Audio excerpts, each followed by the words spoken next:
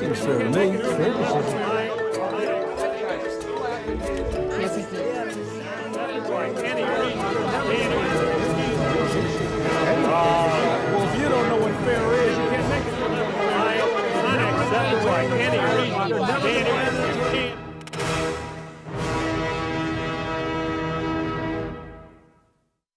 Donnybrook is made possible by the members of the 9 Network. Hey, welcome to another edition of Donnybrook. Good to have you aboard, and it may be gray and dismal and dark outside, but look at the bright side. The Rams lost in the Super Bowl, and we'll be talking about that as we also thank our friends at the Gatesworth for making this program possible, as you do week in and week out. Let's meet the panelists for this episode, starting with Amy Marxkors from KMOX Total Information AM Overtime and the Blues broadcasts, who's sitting in for Wendy, who is taking the day off. Thank you so much, Amy. Oh, thank you for having me. We have Bill McClellan, who's back from his 2-week vacation in luxurious parts of the world. He's, of course, with the St. Louis Post-Dispatch and one of our founders. Another founder is Mr. Ray Hartmann, now with the Riverfront Times. His inaugural, or should I say, reborn column is in this week's edition. We encourage everyone to read that. And from the St. Louis American, where he writes about sports and other matters, and STLmag.com, the one and only Alvin Reid.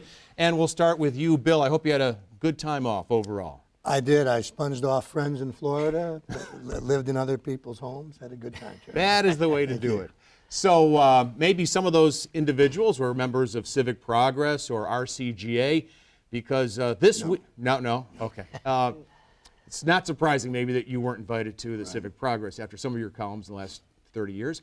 But Civic Progress and the RCGA did endorse the Better Together plan. That's the plan, of course, to merge the city and the county and create one big 1.3 million person entity. Do you think that the endorsement of those two business organizations holds any sway? Maybe. RCGA, no. I'm afraid the RCGA is kind of useless. But Civic Progress, maybe it's wishful thinking, but a region always does better if its political leaders and corporate leaders work together.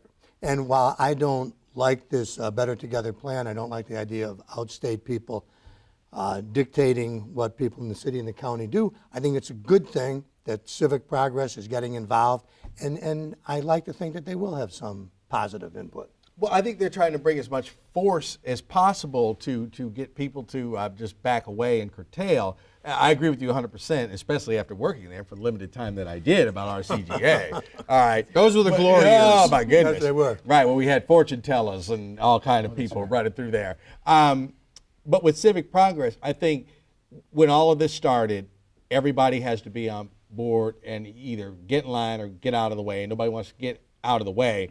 But I do believe that ultimately there will be a price to be paid for this. I think it will lose. I think it will lose statewide. And then all of these companies and everybody else will have to explain themselves. And I look forward to that day in 2020. You know, I think it makes sense for the business organizations to band together and say, we want one government. I mean, I'm not for the Better Together plan as it's proposed, primarily because of the statewide vote, which, you know, it seems to me to be undemocratic. But if I were a business and I was given the opportunity to deal with one government as opposed to a lot of them, it's not like the Better Together plan has said that they're going to take away tax incentives or tax increment financing or abatements. I mean, the companies can still get, you know, certain breaks. And I think it would be, if I was running a large corporation, I would say, this plan makes sense for me. It is if you're not in retail or any of those, because basically I'm saying, like, you are basically telling the place where the people spend the most money with us, we don't care what you think. So you're going to offend everybody, not everybody, but 80%, I think, of the people in St. Louis County. There will be some repercussions for this. I don't agree with that. I don't think there's going to be repercussions to Civic Progress for being for it. I thought it was kind of a given. I mean, I would have been shocked if Civic Progress. It's not called the RCG anymore, by the way. What is it? No, it is. They just changed the word commerce to chamber. Or chamber. It's still RCG. Okay, whatever they're calling it. That's But a the big point, change. it's a big change. I don't change. know. But I would have been really surprised if Civic Progress hadn't been on board with this. I think that I agree with Alvin, or maybe we disagree about I think it's too early to predict how the rest of Missouri is going to vote. For every Right. person living in St. Louis County, there are almost 5 who live in neither the city nor the county, and this will have no impact on them. And I think it's too early to say whether the Alvin Reid message, which is your next, is going to resonate around Missouri.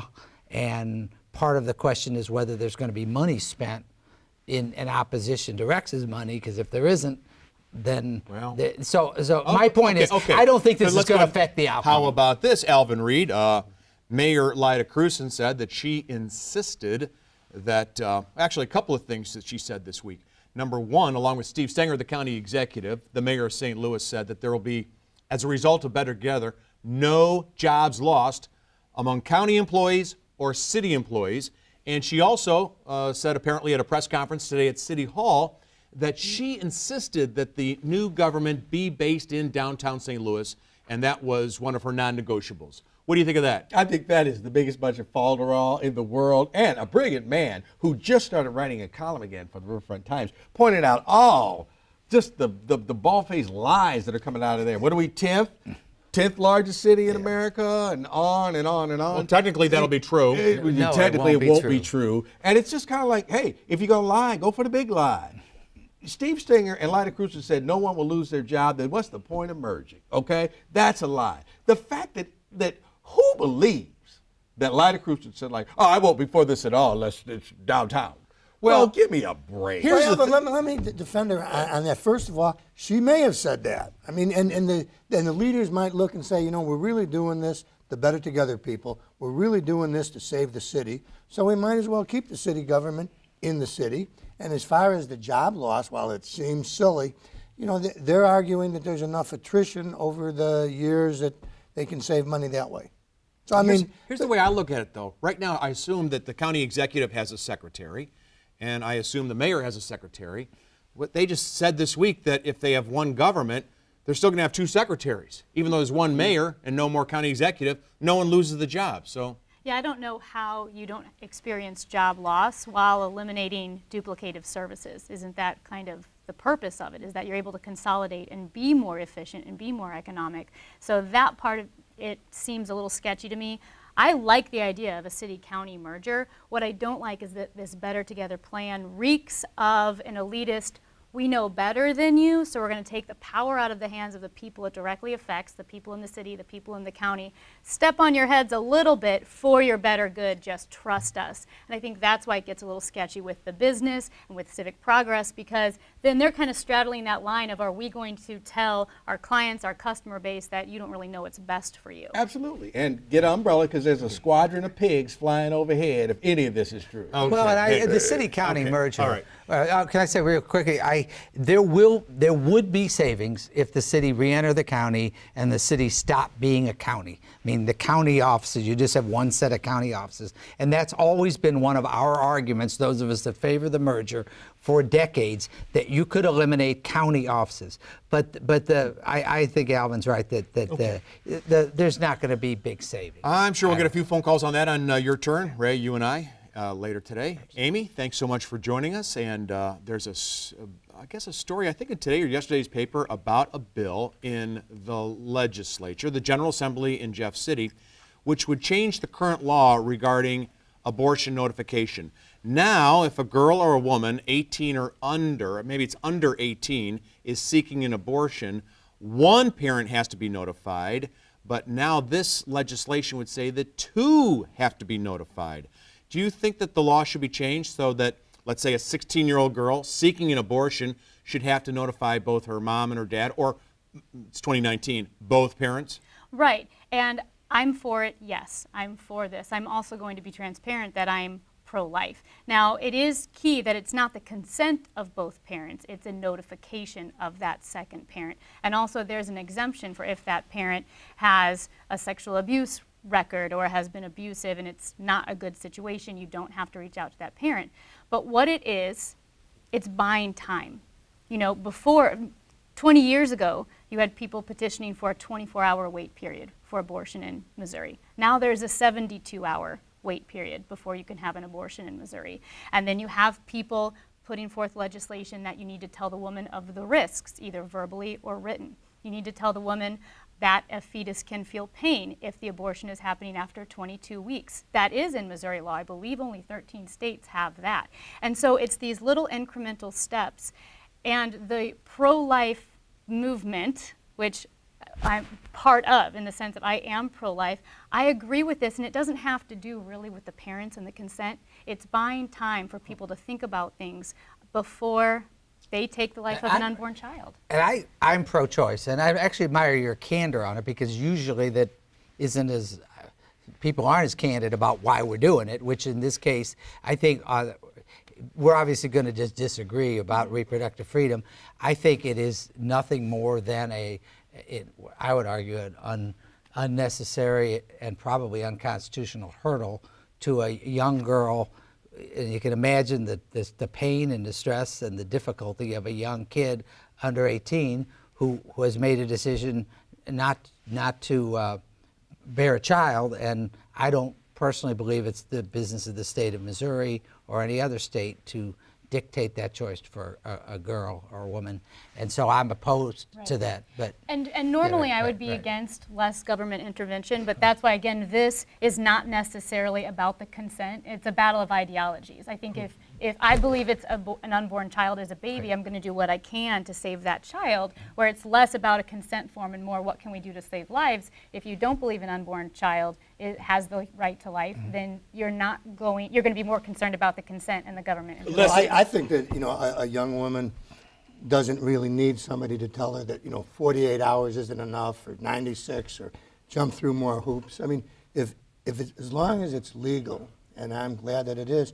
I think women should be able to get an abortion without new hurdles being thrown up hither and yon just to slow them up. And if I don't want to tell one of my parents, because one of my parents has never legally been charged with any crime or taken out of our whatever, but my parents are separate and there are reasons they are separate, I'm going to tell the one that won't lose their mind over this. I think that's perfectly right, and I think it's an invasion of privacy, quite frankly, to make someone do otherwise. But if you look at an abortion simply as a surgery, there's no other surgery where I would go in and say I would like a nose job and I want it right now, without the doctor telling me about the procedure, telling me about risks. If you But look you don't at have to tell both your parents. No, that you're and gonna this get is going right. right, and this is going on to about like this is more than just an elective surgery. So even if you were to look at abortions compared to a complete cosmological surgery, or excuse me, a cosmetology surgery, then it's not something that you would go in and have done right away. Right. And abortions are easier to get now than elective surgery. To me, it's the ultimate religious freedom issue, and it's interesting because I think in this case,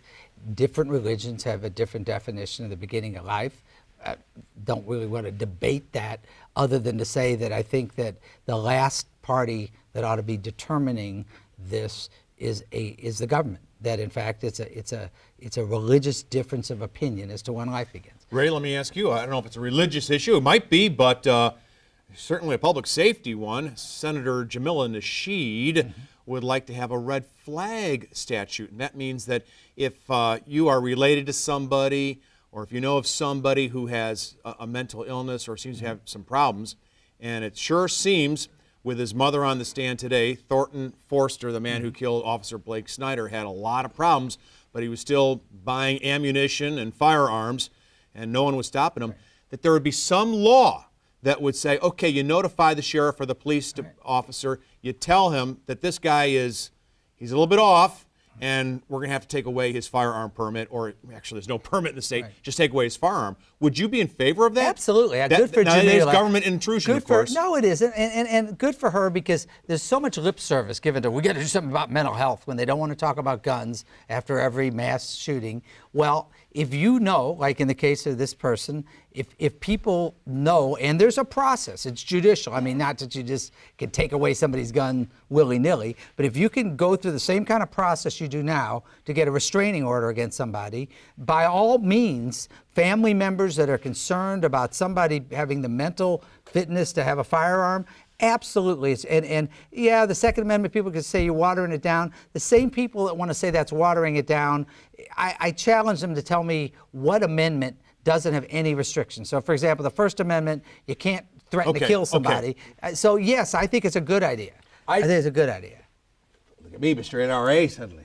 I think it's a bad idea because I don't like this. People get to decide who's this or who's that.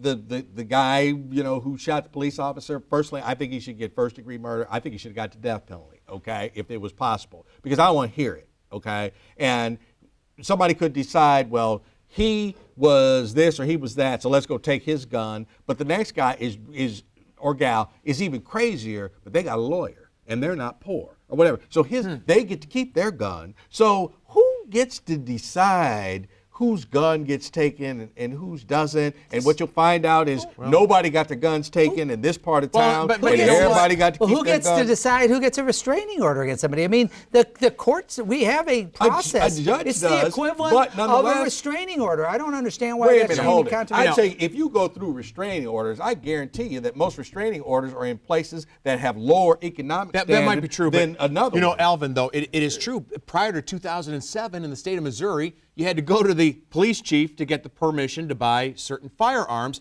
You don't have to do that anymore. And Johns Hopkins University took a look at the state and said that our violence went up immediately after that. I think it's good if there's someone you trust, hopefully we trust our police chief or police officers, somebody to say this guy should not be buying ammo, he should not be buying firearms.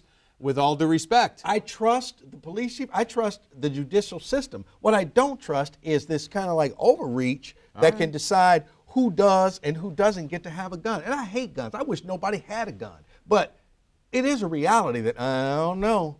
And it's not a conservative or a liberal issue. Yeah, it is. It is not. It's Well, totally. I don't think it is either, but I think Ray's got the point that if a judge hears enough evidence to issue a restraining order, that ought to be of a concern that person who they're seeking a restraining order against has a weapon.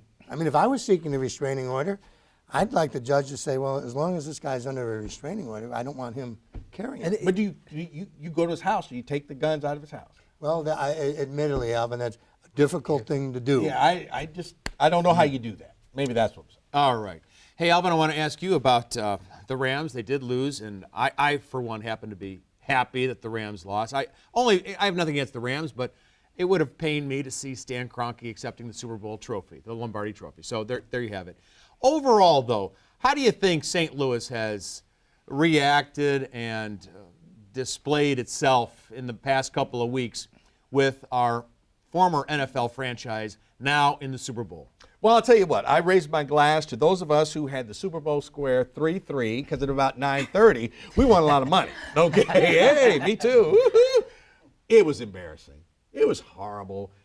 Listen. What was horrible? How St. Louis reacted the last 2 weeks. This petty, we want you to lose and we hate you. And there's guys and coaches on the team that never played in St. Louis, never had anything to do with St. Louis. And you're just out there just hating on them, and we sounded childish, and we sounded like losers. And it's just from the media to the not general sports fan, but I just got sick of it, and it was embarrassing. They went to the Super Bowl, they lost. Stan Kroenke made a lot of money. He bad-mouthed this out the way out of town. Oh, and meanwhile, we're trying to put the county and the city together because people are bad-mouthing us as they got out of town. Just get over it, St. Louis, quickly, please. I was okay with it because I feel like that's the whole point of sports is to overreact about things that don't matter. Like, it's catharsis. That's what you do. You tweet, you get worked up. Nobody dies. It's not a big bipartisan issue. It's we can come together and hate the same people or love the same people. And, it is over the top, but that's, the definition of a sports fan is short for fanatic, right? And so you're going to have crazy people. So That's very rational. You must not follow sports. I think that's a good point. I personally I was rooting for the Patriots. I was too. But I mean, Why? Because I actually Tom Brady is phenomenal. Yeah, I was just going to say, as much as people hate on the Patriots, and I got some friends that are going to be mad at me for saying this, I actually love the fact that I was there 17 years ago in New Orleans watching with, kind of indignantly that there's no way this rookie quarterback that didn't have very good numbers was going to beat the greatest show on turf. And we lost by an Adam Vinatieri field goal. to the Patriots 17 years ago, almost to the day, and I think it was 17 years ago, wasn't it? just about. And you know, we had our run with the Rams. I'm with Alvin as far as this, folks. We had 20 years. I like to think that we borrowed them from LA and returned them, as opposed to, because we did actually pay money to get them to leave. But and okay, they now, didn't do that. Let me to ask you us. this, because the Kansas City Times, is it Kansas City Star? Star. Had an editorial, Bill, that said that the Chiefs there should not become Missouri's team. But there's a local member of the Kansas City City Council, the Board of Aldermen, who has said that the Chiefs should be Missouri's team, and maybe some have even suggested that they play a game once a year or so as opposed to playing in Mexico City or London. Why not play in St. Louis? So the Boston Patriots became the New England Patriots. How about the Kansas City Chiefs becoming the Missouri Chiefs? Well, I think when Amy said that sports is about a lot of silliness, this is exactly what that is. St. Louis, whether we're the 10th largest city in the country, Ray, or whether we're the 31st, we don't have a football team. And to pretend that, well, actually we do, but it's based in Kansas City, makes no sense. Calling it the Missouri Chiefs, I think it's But Bill, crazy. if they do that, Amy could be working for the Missouri Blues because they don't have an Right, NHL team. right. It is nonsense. But of what would be course. wrong with it's that? It's nonsense. If you have We're a not from- state with two large metropolitan areas, Because- one of them doesn't have an NFL team and the other does, why not just spread the love and have large teams? And just doesn't like you said, one has it and one doesn't. We had a team. it's St. Louis not- had it. It's not we're like not relocation. But we I don't like have one kids. now. We are NFL less. Obviously, I'm not a big NFL Charlie. fan, but obviously there are people in this town. Hey, they would love to see the Chiefs play at the Dome once a year, And once I wrote every other year, this. something What like I that. said, I wrote this. In this week's American? No, a few weeks ago, actually, a couple months ago, I said, like, the one thing you could do, and you probably couldn't do it every year, but have the Chiefs play the Rams in an exhibition game in St. Louis. And that way, all the St. Louis people that wanted to buy a ticket could go down there and boo, and all the Chiefs fans that wanted to see, and this would be like the first game when nobody of like any kind of quality would play. Just throw some random game out there, the first exhibition game, and throw St. Louis a bone. The Chiefs wouldn't care. That makes sense. You know, That makes sense. But as far as playing a regular season game here, Why not? oh, please, man, if I owned the Chiefs, I'd get real. No, it would work for the Chiefs. Just like, the Patriots are certainly selling their memorabilia and their jerseys in Vermont and Connecticut and New Hampshire and Maine because they're the New England Patriots.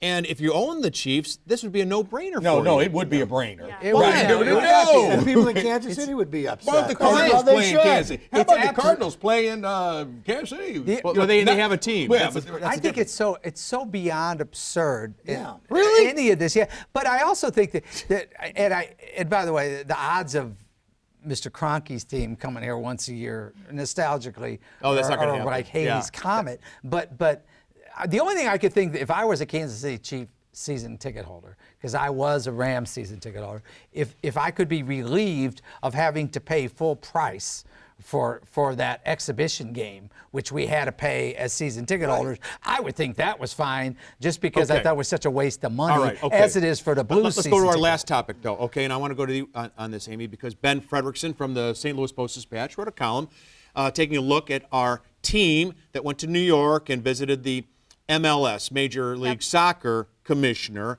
And we've got two major companies, Worldwide Technologies and Enterprise Rent-A-Car, behind the effort.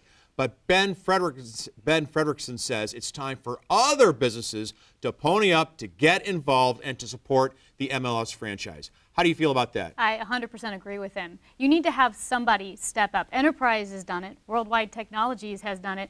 All of these other companies, step up and take a stand for your city. Show that you support them. I think a lot of times we have this passive notion like, well, once we see that it works, then I'll get involved. Well, somebody's got to step up and show that St. Louis can support this team, that they will support this team 100%. The businesses jump in on this. This is good.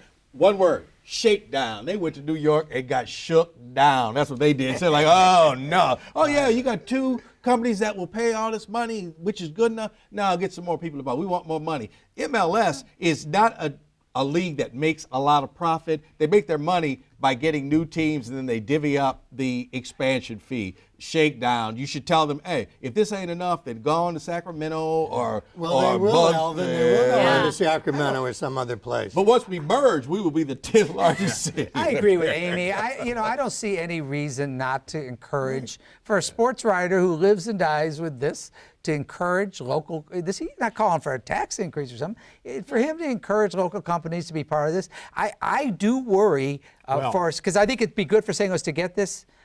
I think we've got some significant competition with Sacramento. I do too. I'd like to see us get But I a will team. say, I had an urbanist on named Joel Kotkin today, and he said that, it's turning out in a lot of cities, we have the very poor and the very rich, and we're spending a lot of time on sports teams, but not so much on affordable housing. And he looked at these various cities and goes, maybe the companies should be thinking of other things besides just, what's on the court or on the field. Just a thought. Hey, let's find out what people had to say about last week's program. We heard from Carol Hyland of Fenton, who wrote, Fenton disbanded its police department and is policed by St. Louis County, so it would be easy to eliminate many small police departments. We look for your letter. Write to KETC 3655 Olive Street 63108. We love those emails, letters at ketc.org, and those tweets. Hashtag Donnybrook STL. Thanks to Amy Marxkors for sitting in for Wendy Weiss. We sure appreciate that. And don't forget, you can see this podcast on Apple and Spotify, Google Play, and TuneIn. Really appreciate it, Amy, and best of luck. Hope to see you again. Absolutely. Hey, folks, we're going to be reading those tweets in just a moment and taking your phone calls on your turn. Ray Hartmann and I will be doing that. We thank you so much for joining us. Thanks a lot, but don't go away. Donnybrook is made possible by the members of the 9 Network.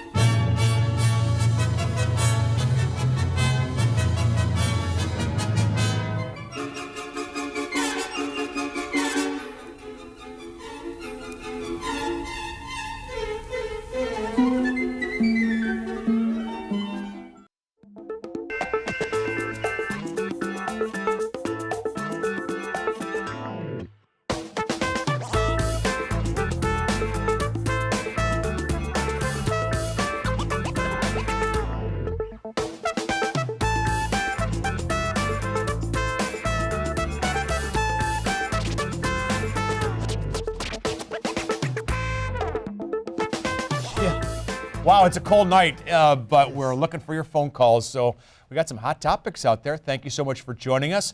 The founder is with us, of course, the one and only Ray Hartmann. And if you pick up a Riverfront Times, you're going to see him on the cover. That's on the cover of the Riverfront Times. Isn't that something? This is like, so people do still have bird cages, don't they? No, that's congratulations. Thank It's a you great very comment. I much. hope everyone checks it out, either very nice. the They were print very edition. kind to do that. Thank you. Yeah. And let's go to the phone lines to Clifford from Sunset Hills. What's on your mind tonight, Clifford? Gentlemen, first of all, another great discussion tonight.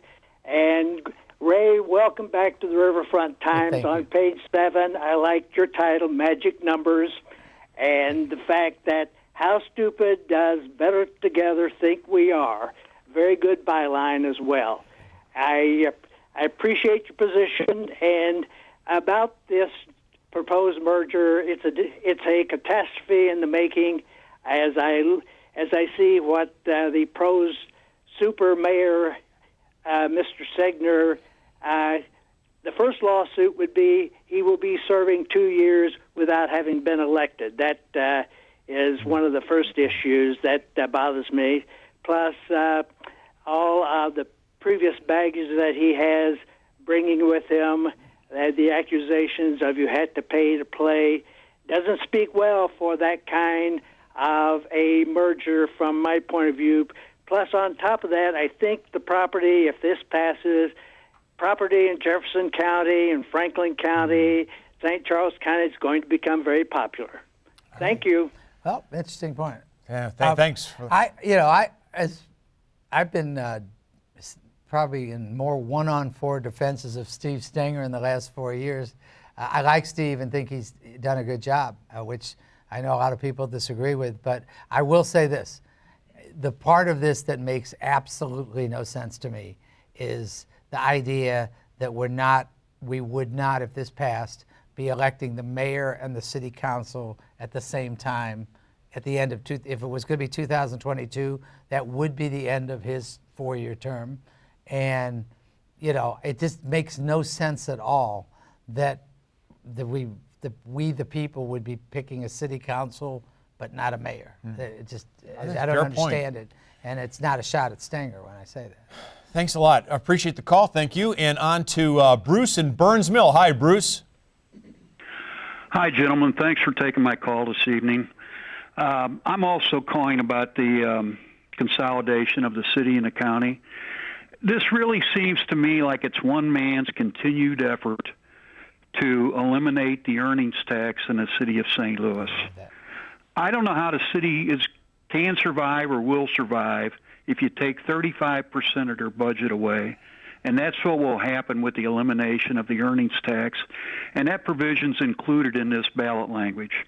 Yes, it is. What happens there is, and this is a little bit inside baseball, but right now, as you know, there's legislation that Mr. Rex Singfield basically instituted that requires a vote of the people of St. Louis and Kansas City every 5 years to continue the earnings tax, okay? And last time, the voters approved it, I think 75%. 3 out of 4 in the city were for it. But if the charter of the city changes, there's no more city of St. Louis to vote for the earnings tax. So it's going to go out 10% for 10 straight years. And I don't know where they're going to make up the savings, because that's $150 million a year, isn't it?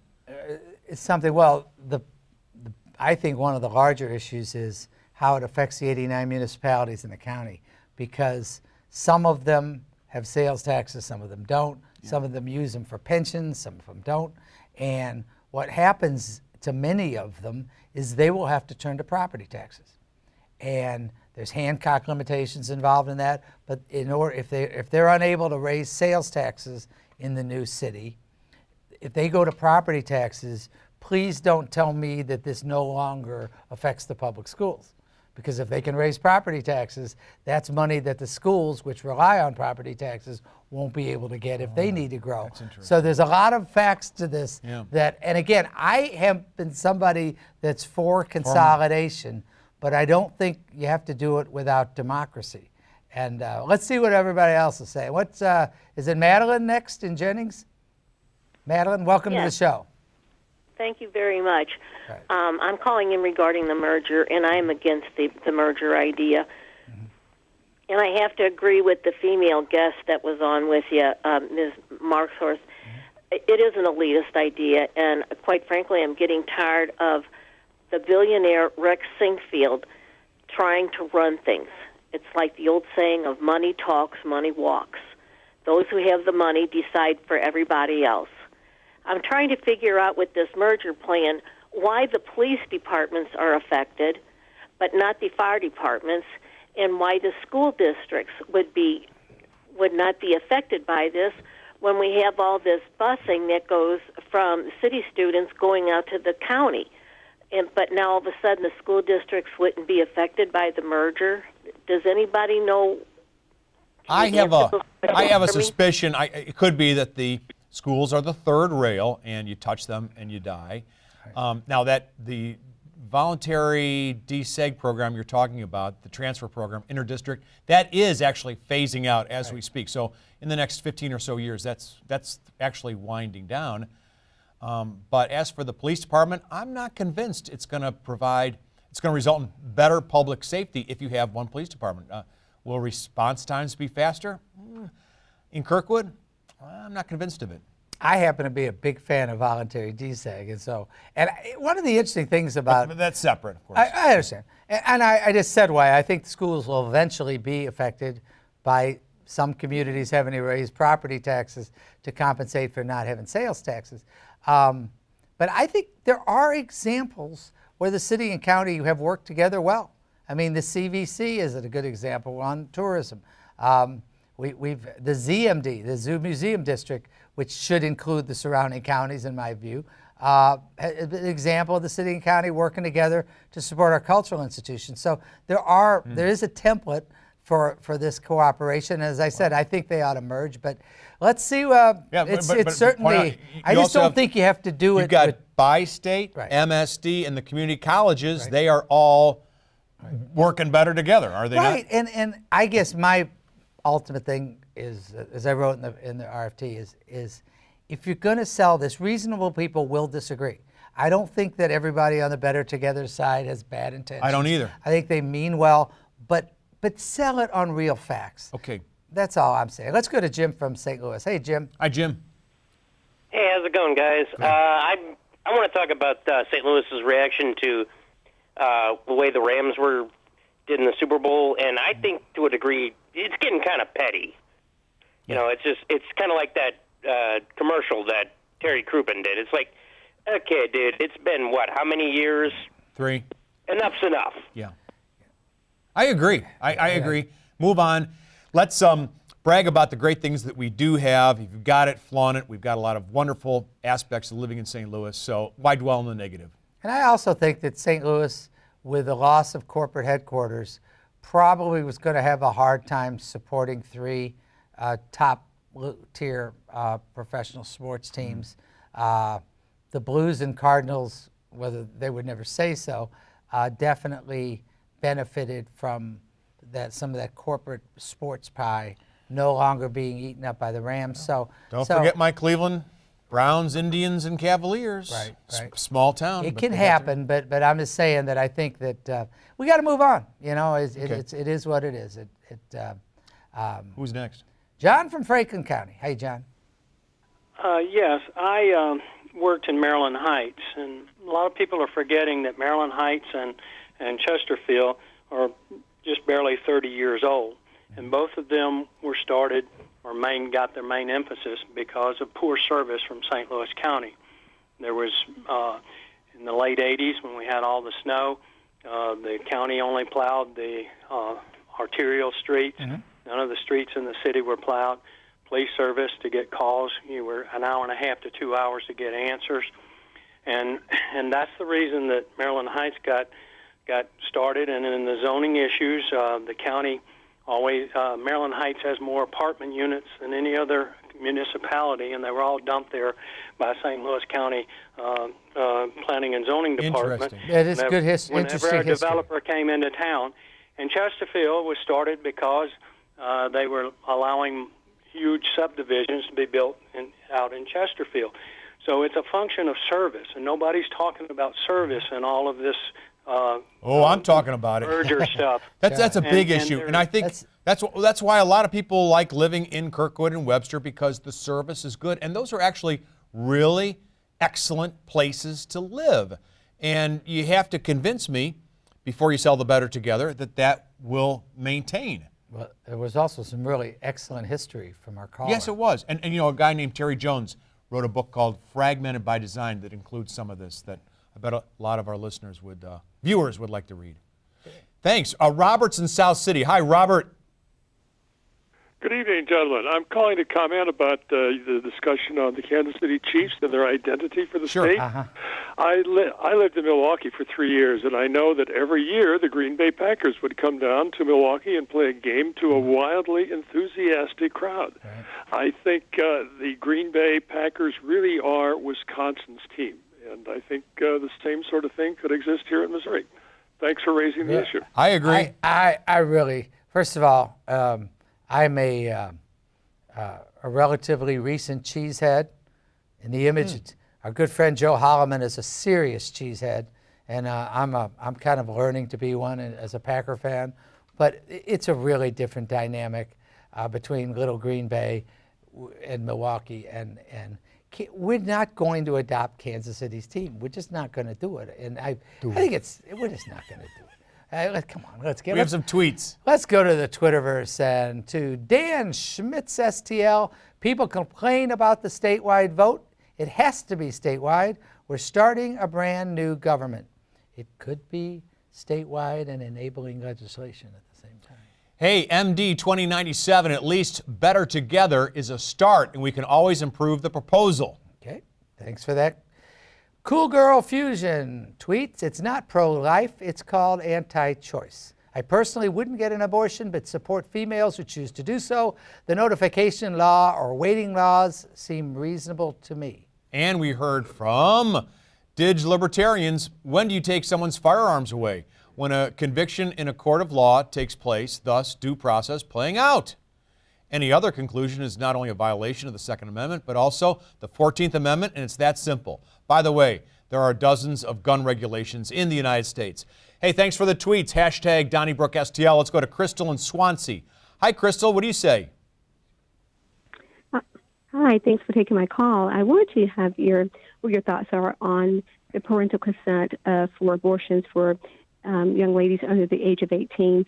I'm pro-choice, and I think it just teeters on a line because I know that if a young man or young lady is at least 13 years old, they can go to the health department and be checked for STDs. They can have treatment, be tested, and have treatment without parental consent. So how do we cross that line there? I mean, if we're saying that you need consent of both parents for an abortion, do we cross that line to say, okay, now you're 13, so you still need to have both parents to come in to be tested and treated for an STD? I mean, where does it, I know that there are two different things, but I think to have both parents' signatures or consent for something like this, I think it's making it more difficult for young ladies because again, I'm pro-choice, and so I think that, I just want to know your opinion about that. I mean, I think it is a notification, not a consent law. That's number one. Number two, I would just say that those who are on the pro-life side probably think that an abortion is a much more serious procedure than getting tested for STDs. And I think that's probably what it comes down to. On the pro-choice side, I kind of would rather look at this issue from the standpoint of a 15 or a 16 or 17-year-old girl who may have a religious faith that doesn't agree with others, that every fetus is a person, and that's a religious point of disagreement.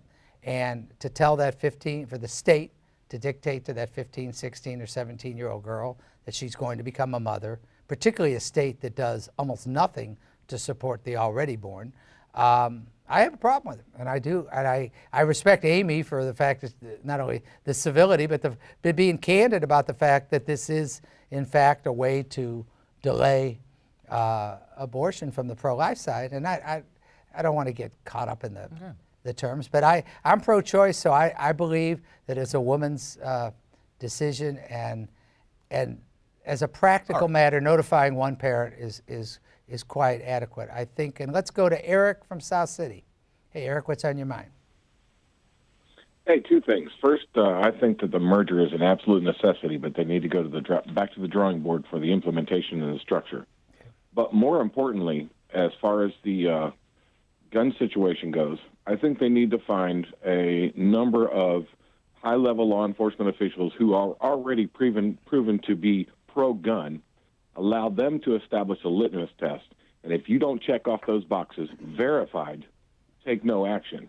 But we need to do something, and more importantly, we need to have mandates. Anybody who implies that they have or use a firearm in the commission of a crime, they need to hammer them.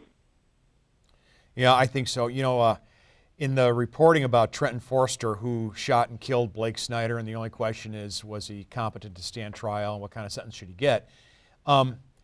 He went into the big box retailer, and the greeter knew that he was out of his mind. The person who sold the ammunition knew that he was out of his mind, but they sold it to him anyway. And that is just untenable. I mean, we just can't have that in this society. And this is what happens, and it's happening too often in this state. There's a lot of things I think you can do. I don't think it would be a violation of the Second Amendment to regulate it. I agree with you on that one, Ray. Hey, who's next? I think it's, thanks, Eric. On to D in Des Peres. Thanks for the alliteration, D in Des Peres. Oh, hi. Thanks. I have a couple of questions regarding merger. I'm really concerned. Can you talk into your phone there? We're missing you a little bit, I think. Yeah, I'm really concerned about what is going to happen to the county bond rating with this merger. Also, I hear from many people that the city police pension fund is way underfunded, and this is a way to make the county bring that up to par. You know how I your thoughts? think they can pay that off with the sale of the airport.